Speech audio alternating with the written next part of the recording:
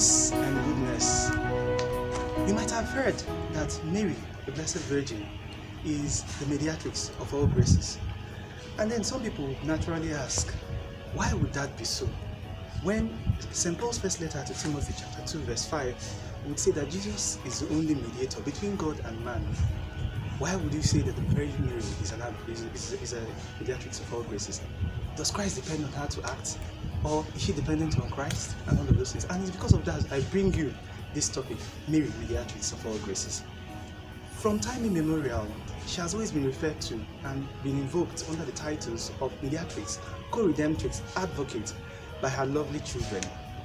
But here, our interest today is on Mary as mediatrix of all graces. As a growing child, a friend of mine has told me that several times this title of Mary was brought up for approbation in the church's official gathering.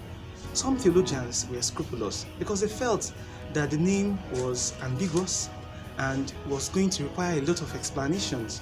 And some felt it was not deeply rooted in scriptures as some of her other privileges, and eventually they feared it to suffer rejection. So it was not really officially used in the church's documents, but popular devotions, however, kept this title evergreen until it was probably first used by Pope Leo XIII on the 8th of September 1894. And eventually it was later on used by Lumen Gentium chapter 3, number 62. Now, there is a great argument that one could actually prefer for this. If it pleased God that during the lifetime of Mary and the lifetime of his son not to have begun or done anything great towards our salvation without the cooperation or the fiat of Mary, it has also pleased him now that the Pilgrim Church is being saved not to do any great thing towards our salvation without the cooperation of Mary. She's our mother in the order of grace, just as she was the mother of the incarnate Son. It would be an intolerable assumption to imagine that Mary is an additional mediator, because there is actually one mediator between God and man, the man Christ. There is no other person. But Mary is our helper.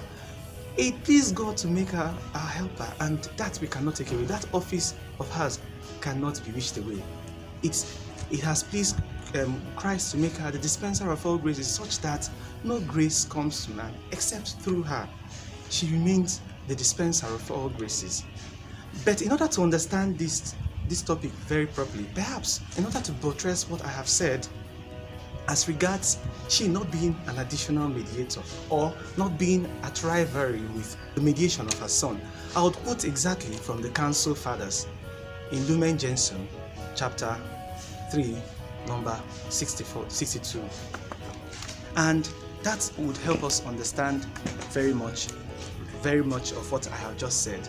Now, the Council Father says, this, however, is to be so understood that it neither takes away from nor adds anything to the dignity and efficaciousness of Christ, the one mediator. Christ is that one mediator. However, someone like St. Louis de Montfort would say that it has so pleased Christ to make her dispenser of all graces, and she dispenses these graces to whomever she wishes, whenever she wishes, how she wishes, and in quantity and manner she wishes. Be blessed.